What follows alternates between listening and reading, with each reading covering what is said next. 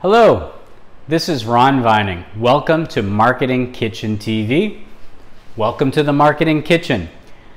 I did a teaser video a week ago talking about what was in this box. And I'm finally, a couple of days late, it happens, I'm finally getting to talk about it. And in addition to talking about, obviously there's Lego in this box, but in addition to talking about Lego today, I want to stay again on the focus of Marketing Kitchen, Marketing Kitchen TV. Here we talk about the ABCDM of marketing.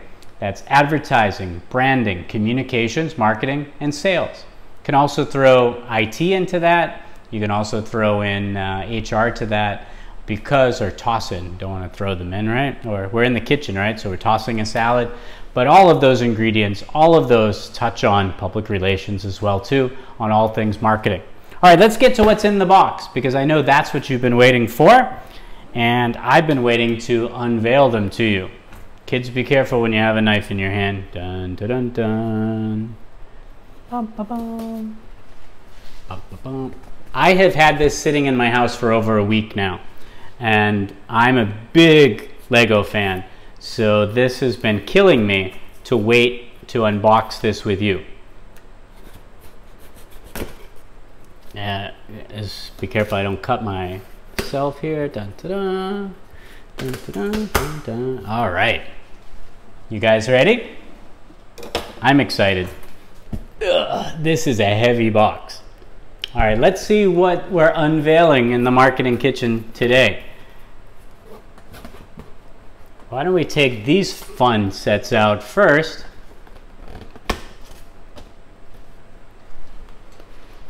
And here we have the Premium with Purchase. And this is in the Chinese New Year, Year of the Pig. So for those that aren't familiar with Chinese New Year or Asian culture, the Lunar New Year is celebrated, it depends, again it follows the lunar calendar, but usually celebrated sometime in February. And this year we'll be celebrating it for over several days, 5th, 6th, and 7th I believe. And I'm originally from Massachusetts, as you might know, but I live here in Singapore. So actually what's behind me in the box are Asia exclusives. I'm not sure if this Premium with Purchase is an Asia exclusive or not, but Lego comes out with this once a year. And so last year, I'm a dog, woof woof, or you can do any connotation you want to that. But my zodiac, due to my birth year, I'm a dog, and I missed out on getting one of these last year. But I have one from the year prior, or 2 years prior, which was the rooster. Anyway, this was a quite fun Premium with Purchase. It's a fun little buildable figure. But they come out with one every year for the different 12 characters or animals of the zodiac, right? So pretty cool. So, all right, so that was my Premium with Purchase. And if I've got two here, then that must mean that I have at least 2 sets in this box too, right? Let's see what we have. Ugh. I'm going to be very careful with this.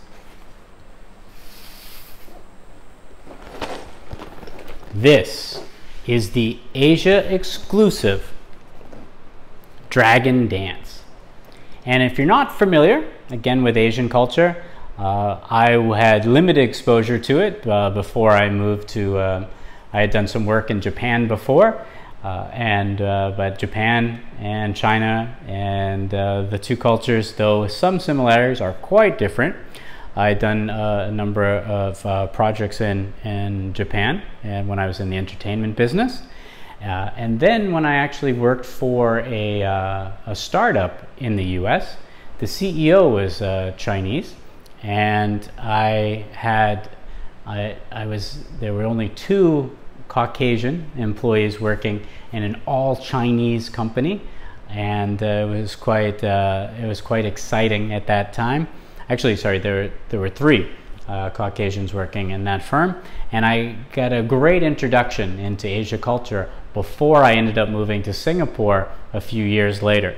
But there's lion dances, which are more popular here in Singapore, and then there's the dragon dance.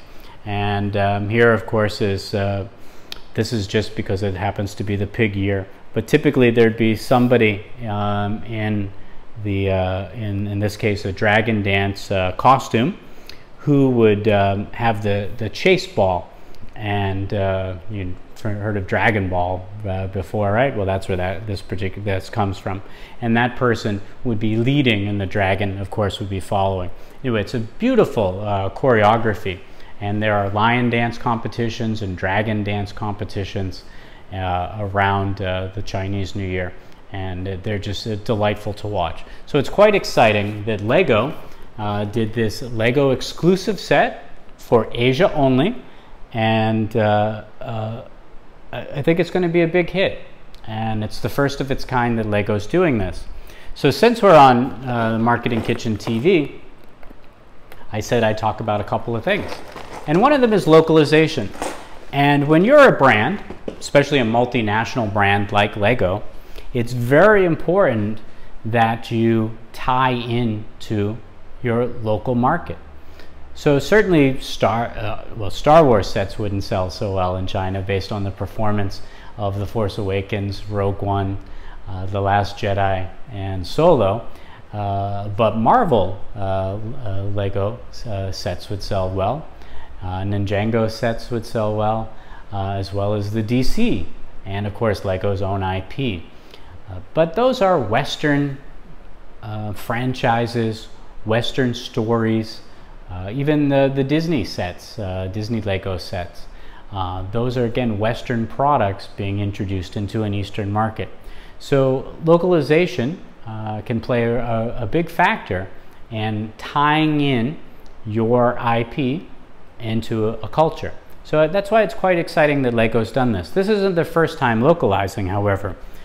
Just north of me, about a 30-minute drive, depending upon how long you wait at the border, with Malaysia, there's Legoland. So Legoland Malaysia is above me on the map, and it's a fun park. And what's really cool about it, and what's cool about their marketing, is how they have made a Western brand, if you will, European brand, and they have localized it. One of the things that they do at all Legolands is they usually have a mini land that has all the icons of the particular state that they're in, country that they're in, or region that they're in.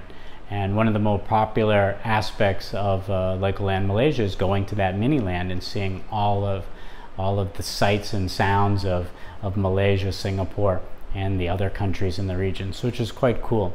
So localization of your brand is where you take your content, your IP, and you marry it to something in the local culture to give it that flavor or that essence that may make it appeal more to that particular local audience, which is quite cool. All right, as I have two of these, and these were very hard to come by. I had to reserve these sets, and I was quite excited that I was able to do so. And if you want to know, and if you're watching the video, there's a local, I again go into localization. I believe in supporting local brands, and this local brand here is Secret Chamber, and it's a mom and pop store, if you will, and they've been selling Lego for long before I came here. I've been here 10 years now, so I think she's been in the business 15 or 20 years, and it's been tough, difficult, because she's had to compete with Toys R Us, which also had these sets and other sets. Toys R Us still separate from the fiasco of the United States. What a shame. That's the topic for another video. In fact, I can actually put it in the comments section of this video. I wrote an article on LinkedIn about the fiasco that was the bankruptcy of Toys R Us. But so unrelated to the US, Canada, and I don't know, are the Canada ones still running? But definitely the US and Europe, Toys R Us is thriving and doing quite well in Asia. Anyway, mom and pop brand, again talking about local, going up against a big firm like Toys R Us and sort of their economies of scale fighting against them. And then also too, Lego did something really odd. And Lego did a certified store here. They've done that in some other markets as well too. They did that in Malaysia, where they didn't open an official Lego brand store, but what they did was that they took a local Lego shop. They actually had a couple of locations, so didn't Secret Chamber, but they allowed them, I don't want to go into the details, I know some aspects of it, but I don't want to go, you can do your own research there, but they allowed them to be certified, and so they get premium access to things like the premium with purchase that I showed you, sort of like a VIP program. So it's not tied into the one in the US, which really baffles me about Lego. I'm really big on omni-channel. In fact, I've been in retail going back to when I was 14 years old. And I was a store associate, clothing store, a record store. I was actually a mall marketing manager as well too. And then I went on to designing retail stores, design shopping malls. I've done the store experience. I've done the training programs for actually some of the best brands on the planet. So like Apple, like Samsung, Sony, Levi's, Timberland, Swarovski. So there's a number of brands. I'm not new to the retail space, so I don't think I'm talking out of school. But what's really odd is that that Lego has gone this route of these certified stores in some markets, which they then end up discriminating against some of the other local players by doing that. And at the same time also too, these certified stores are going to find themselves in a catch-22, US expression, going to find themselves with their back against the wall whenever Lego decides to fully enter the region with their own brand retail stores like they have in North America and in some other places around the world. All right, anyway, that was, I guess we ended up talking about omni-channel retail. But oh yeah, what baffles me is that even in the certified store, why I can't use my Lego VIP card. So again, I'm an American living in Singapore. I travel home regularly, and so I have my Lego VIP card. I will often buy Lego sets from Shop at Home, which is the Lego website. I'll have them sent to my family's address in the US, and then when I go to visit them, I'll collect those sets as well as whatever exclusives were for that region, and I may bring them back with me, or I may just bring the minifigures back with me. So anyway, quite bizarre that you would set up a loyalty program but then not have it work cross-continents, cross countries, cross borders. Just Lego, it's just something you need to work on. All right. Okay, again, this particular set is quite fascinating, and this is the they call it here the Chinese New Year's Eve dinner. We would call this the reunion dinner, and not that I'm Chinese, but I've really adopted the culture here.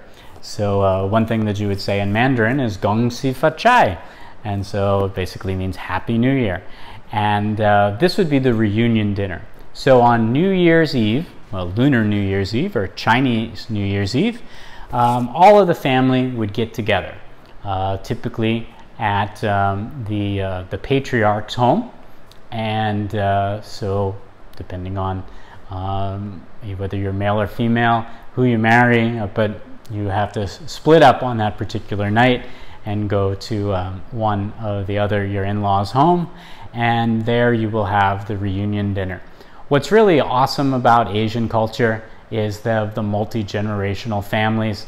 I don't know, maybe modern Chinese aren't excited about that, but I mean, there you might have the great-grandparents, the grandparents, the parents, the children, and then the children's children there, all together enjoying a feast. Here in Singapore in particular, they enjoy hot pot. And so where you'll have a selection of vegetables, meats, and seafood, and you will cook them right there on the table. And so this set represents that reunion dinner gathering, which is quite cool. This is a quite a large set and quite compelling. Again, these are specific to Asia, and I don't exactly know all the countries that they were in, but so I don't know how far that extends, because the Asian continent is quite large, so just to be specific, right? But I'm not sure if Australia was included in that, or if it went beyond to say to India and other places, or if it just pretty much stayed to where Chinese population would be. And just getting old, got to wear these glasses. Quite cool though. Just as an aside, I have the UV protection on these as well. Not the UV protection, the blue light protection. And anyway, worked quite well because I spend a lot of time on my computer. But this particular set is $89.90 Sing dollar, and the Dragon Dance set is $84.90. So actually just $5 difference. And I don't have the part count in front of me, I'm sorry. But this one is has a motion function to it, which is actually quite cool. It has a lever, and when you turn it, the dragon will actually dance. But I'm not sure about the piece count, but this box is certainly larger, but not by a much, but $5 difference. At the time of this video, the Sing dollar is about 35 cents weaker to the US dollar, so you can do the calculations there. But very compelling product for the region.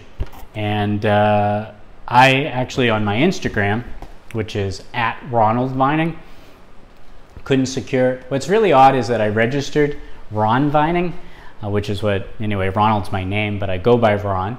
But I had registered Ron Vining, and then when I went to actually start posting content on there, like 2 years later, I couldn't get access to it. So no one else has Ron Vining. I have Ron Vining, but I can't get to it. So I had to create Ronald Vining. Anyway, on my Instagram, I had posted pictures of the sets, and I've received a number of messages and inquiries and people asking me, oh, will you buy one for me and bring it back? And then other people are asking, how can we get one? And I'm amazed. People are flying into Singapore, flying into other Asian ports just to pick up these particular sets. I can't predict what they're going to be worth. So anyway, one set's for me to open and build, and then the other set is for me to keep in a box for a very long time, and just to see how the market goes. And for those of you that aren't familiar with the power of Lego and its staying power, certain retired or exclusive sets that retailed in the $200 range went as high as $8,000 and $10,000. And I'm referring to the UCS Millennium Falcon. And there's been other Lego minifigures which may have come in anywhere from a $29 US to $100 US set, and those particular figures now sell for over $600. I'm not talking about the set, I'm talking about one figure from that set. So Lego, there was one study done at one time that Lego collectibles were outdoing the price of gold as far as if you had invested in them in that day to what they were selling for on the next. So anyway, one set, again, I was quite fortunate to do this, but anyway, one set is for me to build now, and to share with my family and friends. And then another set is for me to keep in a box and I don't know, pass it on to the next generation, or pass it on to somebody in a few years who's willing to give me $10,000 for it. I don't think it'll go for that much. I think people have gotten quite wise to the Lego collecting market now, and a lot of people buy doubles for that very purpose, which of course then dilutes the market. One thing Lego has done too, understanding about the resale value of discontinued or retired sets, they've been re-releasing them. They've tweaked them, they've modernized them, but that's been undercutting the sort of buy it, store it, and sell it 5 years later at 10 times what you paid for it. So the re-release has been harming that. And of course the UCS Falcon that I mentioned, that was going for new in the box as much as $10,000 at one point. I think people aren't even able to move theirs, maybe if they were the first edition, for $5,000, but more in about the $3,000 range, because Lego re-released that set last year, and I'll post a video of that at some point, of the new 2017 UCS Millennium Falcon. And they were selling that, they sold that for $799. Most expensive Lego set ever, well, new Lego set. But they knew there was a market for it because people were spending $1,000, $2,000, $3,000, up to $10,000 for that set, which had then been 10 years old at the time of the re-release. So that's the power of Lego. One thing I missed out on, and in fact maybe I'll trade with you if you have it, but I've been on the lookout for a Marina Bay Sands. And so several years ago, Lego had released in their architecture series one of the icons of Singapore around its Marina Bay, which is the Marina Bay Sands Hotel. And it sold for 89 Sing dollars, so actually same price of this baby here, and it now sells for 500 or more depending upon the condition or where you're buying it from, which is quite impressive. They sold all out of them in 1 month here in Singapore. I don't think they made very many of them. I was actually out of the country that month. I didn't think I needed to reserve one, and they were all gone. But that'll show you the power of a global brand when they localize the content. And what happens too is when the content is localized, it makes it special. So not only would it appeal to the local market, but Lego is a multinational company, got fans around the globe.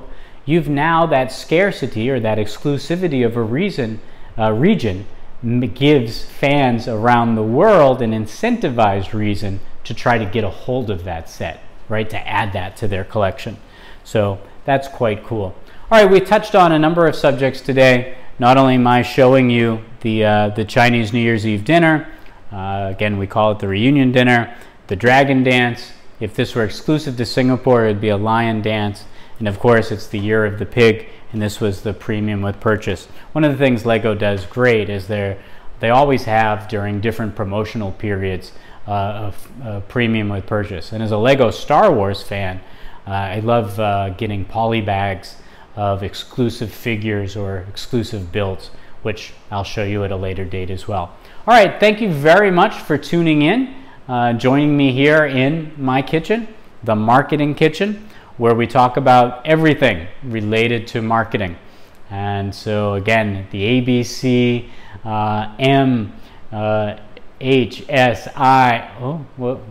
anyway, actually, sales, HR, internet, and technology.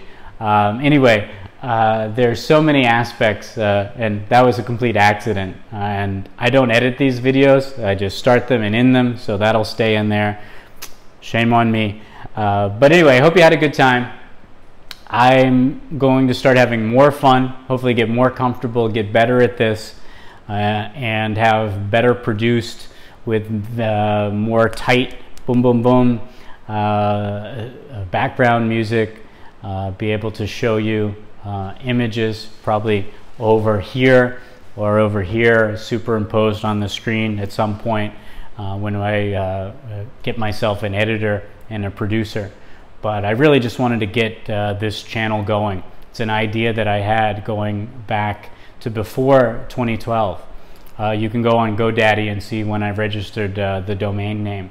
I probably had the idea about 2 years before that. Then I registered the name. I've been sitting on this idea. I've seen everybody in their kitchens doing the same thing. I've talked about this at marketing conferences around the globe. Other people took it, ran with it, and I'm finally now doing it. So it's a labor of love. I hope you enjoy it. Again, thanks for hanging out in my kitchen with me. Again, this is Ron Vining. It's the Marketing Kitchen TV. Have a good one. Bye. And oh wait, Happy Chinese New Year. Gong xi fa chai.